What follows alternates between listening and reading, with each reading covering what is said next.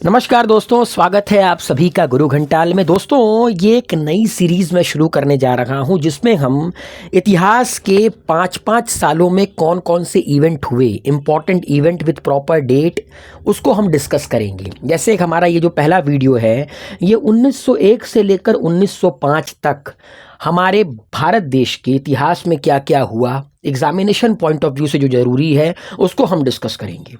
सबसे पहले तो ये याद रखिएगा कि जो 1901 का समय था 1901 टू 1905, उस वक्त हमारे देश के वाइसरॉय थे लॉर्ड कर्जन। ठीक, ये वही हैं जिनके वक्त में बंगाल का विभाजन हुआ था, तो लॉर्ड कर्जन का नाम याद रखिएगा।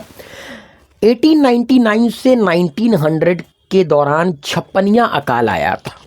एक बहुत बड़ा फेमाइन आया था, खासकर आगरा, अवध और बंगाल के इलाके में। बहुत बड़ा फेमाइन इसे कहा गया था। 1901 में भारत में फेमाइन कमीशन बनाया गया था। लॉर्ड कर्जन उस वक्त के वाइसरॉय थे। इन्होंने सर एंथनी मैकडोनल्ड की अध्यक्षता में भारत के अंदर फेमाइन कमीशन बनाया था छप्पनिया अकाल के चलते।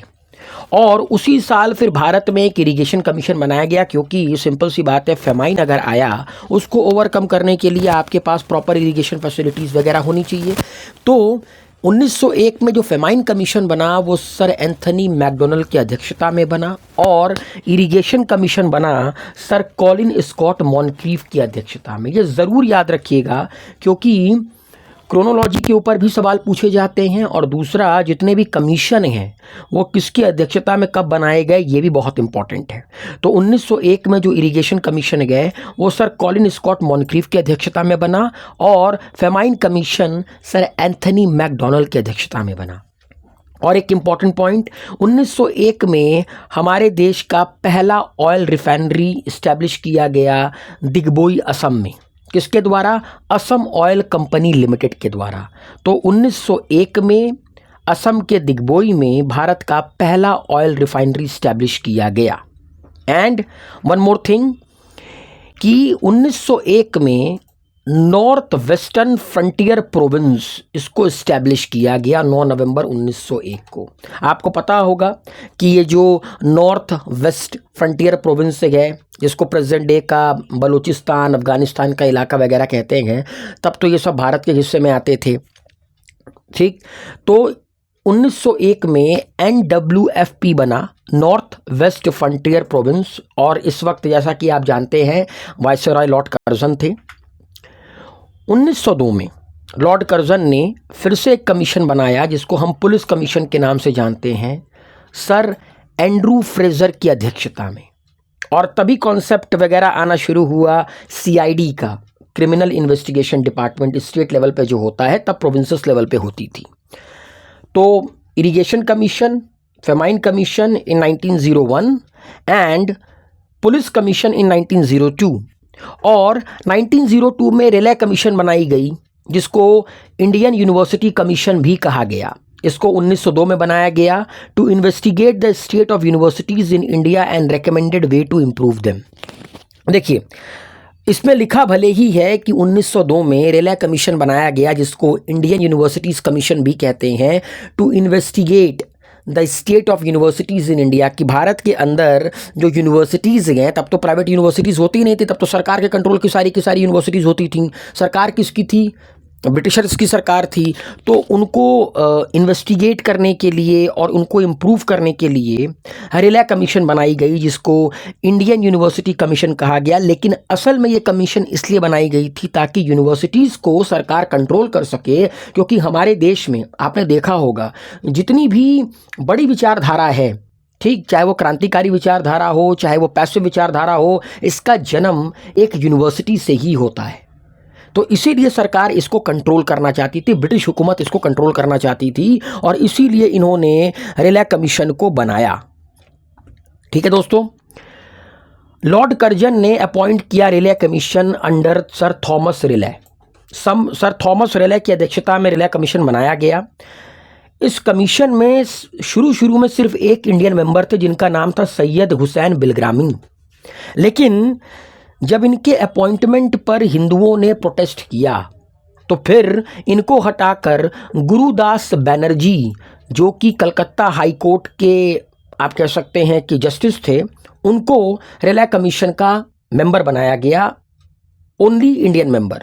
ठीक, तो पहले किसको बनाया गया था? सैयद हुसैन बिलग्रामी को, लेकिन बाद में जाकर जब हिंदुओं ने प्रोटेस्ट किया तो फिर कलकत्ता हाई कोर्ट के जस्टिस गुरुदास बनर्जी को रिले कमीशन का ओनली इंडियन मेंबर बनाया गया। और 1902 में एक ऑर्गेनाइजेशन बनी जिसका नाम है अनुशीलन समिति। बहुत ही इंपॉर्टेंट ऑर्गेनाइजेशन है, कई बार इसके ऊपर सवाल भी पूछे जा चुके हैं। 1902 में कलकत्ता में, ठीक, अनुशीलन समिति का निर्माण हुआ जिसको सतीश चंद्र बोस और प्रमथनाथ मित्र ने मिलकर बनाया। याद रखिएगा, सतीश चंद्र बोस और प्रमथनाथ मित्र ने मिलकर 1902 में अनुशीलन समिति का निर्माण किया। कहाँ पर? कोलकाता में। ठीक है, तो 1902 में पुलिस कमीशन बन गई एंड्रू फ्रेजर की अध्यक्षता में। 1902 में रिले कमीशन बनी, ठीक, जिसके अकेले इंडियन मेंबर शुरू में थे सैयद हुसैन बिलग्रामी, बाद में जाकर बनते हैं जस्टिस गुरुदास बनर्जी। 1902 में अनुशीलन समिति का निर्माण किया जाता है कलकत्ता में, किसके द्वारा? सतीश चंद्र बोस और प्रमथनाथ मित्र के द्वारा। ठीक, ये 1902 का सारा मेजर इवेंट था। अब बात करते हैं 1903 की। 1903 में दो मेजर इवेंट हुए। देखिए दोस्तों, 1902 में जब पुलिस कमीशन बनाई गई सर एंड्रू फ्रेजर की अध्यक्षता में, तो 1903 में भारत में जो ठगी और डकैती डिपार्टमेंट था उसको एबॉलिश कर दिया गया। ठीक, ठगी और डकैती डिपार्टमेंट को एबॉलिश कर दिया गया 1903 में। और 1903 में दूसरा दिल्ली दरबार लगा 1 जनवरी 1903 को। 3 दिल्ली दरबार लगे थे। ठीक, दूसरा दिल्ली दरबार लॉर्ड कर्जन देव वाइसरॉय थे, तब इंग्लैंड के राजा रानी यहाँ पर आए थे। एक प्रॉपर दिल्ली दरबार लगता था, क्योंकि ये तो अपने आप को राजा समझते थे और हम हिंदुस्तानियों को अपनी प्रजा समझते थे, तो अपना दरबार अक्सर लगाया करते थे। तो दूसरा दिल्ली दरबार 1903 में लगा था 1 जनवरी को। ठीक, तो 1903 में मेजर 2 इवेंट हुए। पहला, ठगी और डकैती डिपार्टमेंट को ख़त्म कर दिया गया। नंबर 2, दूसरा दिल्ली दरबार लगा 1 जनवरी 1903 को। अब बात करते हैं 1904 की। तो 1902 में जैसा कि आप लोग जानते हैं रिले कमीशन बनाई गई। उसी कमीशन की रिपोर्ट पर इंडियन यूनिवर्सिटी एक्ट का निर्माण होता है सन 1904 में। ठीक, number 1। Number 2, ancient monuments preservation act लाया गया 1904 में। इंपीरियल कैडेट कॉर्प्स एक्ट लाया गया 1904 में। जैसे कि आज एनसीसी होता है ना, नेशनल कैडेट कॉर्प्स, तो ये जो इंपीरियल कैडेट कॉर्प्स गए ये 1904 में लाया गया। ठीक, 1904 में एक बड़ी ही इंपॉर्टेंट ऑर्गेनाइजेशन का निर्माण होता है जिसका नाम था अभिनव भारत सोसाइटी, जिसको यंग इंडिया सोसाइटी के नाम से भी जाना जाता है। ये इंडियन इंडिपेंडेंस की एक सीक्रेट सोसाइटी थी जिसको 2 महान लोगों ने बनाया था, विनायक दामोदर सावरकर और उनके भाई गणेश दामोदर सावरकर ने। कब? 1904 में। इनिशियली इसे मित्र मेला नाम के ऑर्गेनाइजेशन के तौर पर बनाया गया था नासिक में, और बाद में इसका नाम अभिनव भारत सोसाइटी बना। ठीक, 1904 के मेजर इवेंट फिर से मैं दोहरा देता हूँ। 1904 में इंडियन यूनिवर्सिटी एक्ट बना, जैसा कि आप जानते हैं रिले कमीशन की रिपोर्ट पर। 1904 में एंशियंट मॉन्यूमेंट प्रिजर्वेशन एक्ट बनाया गया। 1904 में इंपीरियल कैडेट कॉर्प्स एक्ट बनाया गया। और 1904 में अभिनव भारत सोसाइटी बनाया गया, जिसको यंग इंडिया सोसाइटी के नाम से भी जाना जाता है। और किसने बनाया? ये बनाया विनायक दामोदर सावरकर और उनके भाई गणेश दामोदर सावरकर ने। अब बात करते हैं 1905 की। देखिए, यहाँ पर आपको गौर करना होगा। 1905 में जैसा कि आप जानते हैं कि भारत के अंदर डिवाइड एंड रूल के कॉन्सेप्ट को और बेटर करने के लिए और इसकी जड़ें मजबूत करने के लिए लॉर्ड कर्जन ने ये कहा कि भैया, बंगाल इतना बड़ा है कि हमारे लिए बड़ा डिफ़िकल्ट है यहाँ पर अच्छे तरीके से इतने बड़े प्रोविंस को एडमिनिस्टर कर पाना, तो हम इसका बंटवारा करते हैं। इन्होंने धर्म के आधार पर बंटवारा कर दिया। ईस्ट बंगाल बना दिया उनके लिए, वो बंगाली जो मुस्लिम हैं, और वेस्ट बंगाल बना दिया उन बंगालियों के लिए जो हिंदू हैं। ठीक, इसका विरोध हुआ। आपको बता दूं यहाँ पे सबसे इंपॉर्टेंट पॉइंट ये है कि पार्टीशन ऑफ बंगाल अनाउंस कब हुआ था। ये अनाउंस हुआ था 19 जुलाई 1905 को। ये डेट बहुत ही ज़्यादा इंपॉर्टेंट है। 19 जुलाई 1905 को बंगाल का जो विभाजन है उसको अनाउंस किया गया लॉर्ड कर्जन के द्वारा, और इसको इम्प्लीमेंट किया गया 16 अक्टूबर 1905 को। 16 अक्टूबर 1905 को इसको इम्प्लीमेंट किया गया और इसको अनाउंस किया गया था 19 जुलाई 1905 को। ठीक, अच्छा जी, एक organization the servant of India society, इसका निर्माण होता है 1905 में पुणे में। कौन करता है? गोपाल कृष्ण गोखले। ठीक, 12 जून 1905 को पुणे के फर्ग्यूसन हिल में सर्वेंट ऑफ इंडिया सोसाइटी का निर्माण, गोपाल कृष्ण गोखले। ठीक, तो डेट ज़रूर याद रखिएगा, 19 जुलाई 1905, 16 अक्टूबर 1905 याद रखिएगा। 1905 में जब 19 जुलाई 1905 को पार्टीशन ऑफ बंगाल डिक्लेयर किया गया, तो उसी के एवज में, उसी के परिणाम स्वरूप 7 अगस्त 1905 को कलकत्ता के टाउन हॉल में स्वदेशी और बॉयकॉट मूवमेंट की शुरुआत होती है। 7 अगस्त 1905 को याद रखिएगा। ठीक, और इसीलिए 7 अगस्त को हम लोग हर साल नेशनल हैंडलूम डे मनाते हैं। क्यों? क्योंकि इसमें यही कहा गया था कि भैया हम विदेशी सामानों को बॉयकॉट करेंगे, हम खुद के हैंडलूम से बनाए गए कपड़ों का इस्तेमाल करेंगे, क्योंकि तब पावरलूम तो होता नहीं था। इसीलिए ठीक 7 अगस्त 1905 को आपका स्वदेशी और बॉयकॉट मूवमेंट की शुरुआत होती है। ये डेट बहुत इंपॉर्टेंट है।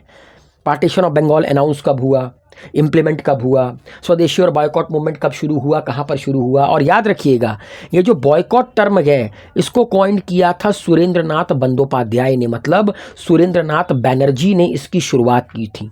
ठीक, सुरेंद्रनाथ बैनर्जी ये जो बॉयकॉट टर्म है इसको कॉइन किया था। और वहीं स्वदेशी जो रिवॉल्यूशन है उसको ड्राफ्ट किया था किसने? बिपिन चंद्रपाल ने। ये हैं बिपिन चंद्रपाल। ठीक है दोस्तों, ये हैं सुरेंद्रनाथ बंदोपाध्याय। और ये जो बीच में है ये हैं अश्वनी कुमार दत्त, जिन्होंने 6 अगस्त 1905 को स्वदेश बंधव समिति का निर्माण किया था। नाम से पता लग रहा होगा, स्वदेश बंधव समिति की स्वदेशी अपनाओ, बॉयकॉट करो अंग्रेज़ों और अंग्रेज़ों की चीज़ों को। तो याद रखिएगा, फिर से दोहरा देता हूँ, 19 जुलाई 1905 को बंगाल का विभाजन अनाउंस होता है। 6 अगस्त 1905 को अश्वनी कुमार दत्त स्वदेश बंधव समिति का निर्माण करते हैं। 7 अगस्त 1905 को कलकत्ता के टाउन हॉल में स्वदेशी और बॉयकॉट मूवमेंट की शुरुआत होती है। बॉयकॉट टर्म को कॉइन किया था सुरेंद्रनाथ बैनर्जी ने, और स्वदेशी रिवॉल्यूशन को ड्राफ्ट किया था किसने? बिपिन चंद्रपाल ने। ठीक, इसके अलावा 1905 में और कौन कौन सी मेजर चीज़ें हुई थी याद रखिएगा। 1905 एक बहुत बड़ा और बहुत ही इंपॉर्टेंट साल था। ठीक, 1905 में Indian home rule society was an Indian organization founded in London in 1905। याद रखिएगा, इंडियन होम रूल सोसाइटी का निर्माण 1905 में लंदन में किया गया, ताकि भारत के अंदर जो सेल्फ रूल है उसको, मतलब स्वराज को प्रमोट किया जा सके। इसको इस्टेब्लिश किसने किया था? बहुत इंपॉर्टेंट है, श्याम जी कृष्ण वर्मा। मेनली इनका नाम लिया जाता है कि इन्होंने ही लंदन में 1905 में इंडियन होम रूल सोसाइटी का निर्माण किया था। इनके साथ साथ था कौन? भिखाई जी कामा, एस आर राणा एंड लाला लाजपत राय। और इनको इंडियंस स्टूडेंट्स का जमकर सपोर्ट मिला था, अदर इंडियंस का भी जमकर सपोर्ट मिला था जो लोग ब्रिटेन में थे, क्योंकि ये ऑर्गेनाइजेशन लंदन में बनी थी। Indian home rule society, Shyam ji Krishna Varma, S R Rana, Lala Lajpat Rai and madam Bhikhai ji Cama.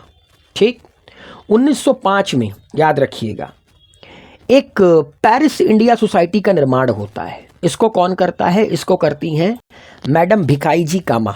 ठीक, और इसको इंडियन होम रूल सोसाइटी का ब्रांच कहा गया। आपने देखा होगा कि इंडियन होम रूल सोसाइटी में भी भिखाई जी कामा, एस आर राणा, ये नाम कॉमन है। और ये जो पेरिस इंडिया सोसाइटी बनाई गई थी उसमें भी मैडम भिखाई जी कामा थे, एस आर राणा थे, और एक और थे जिनका नाम है मुंचेर शाह बुरोर जी गोदरेज। ठीक, इन तीनों लोगों ने मिलकर पेरिस इंडिया सोसाइटी का निर्माण किया था, जो कि इंडियन होम रूल सोसाइटी का ही एक ब्रांच था।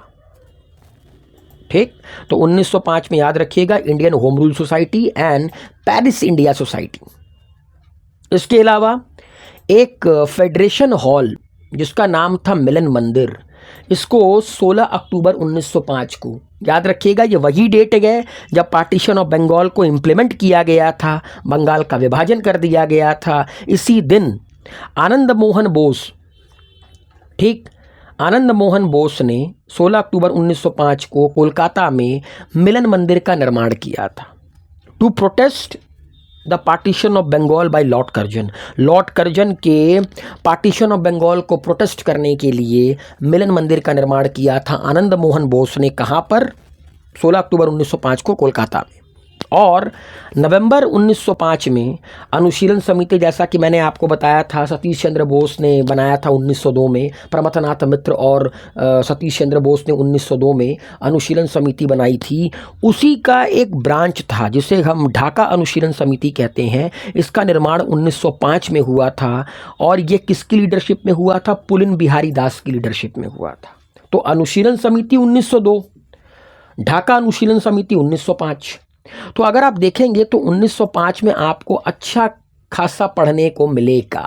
लेकिन अगर आप ईयर बाय ईयर पकड़कर चलेंगे हिस्ट्री को, खासकर मॉडर्न हिस्ट्री को, तो फिर आपसे गलती होने के चांसेस कम होंगे, क्योंकि अगर आपको प्रॉपर क्रोनोलॉजी याद होगी तो आप गलतियां कम करेंगे।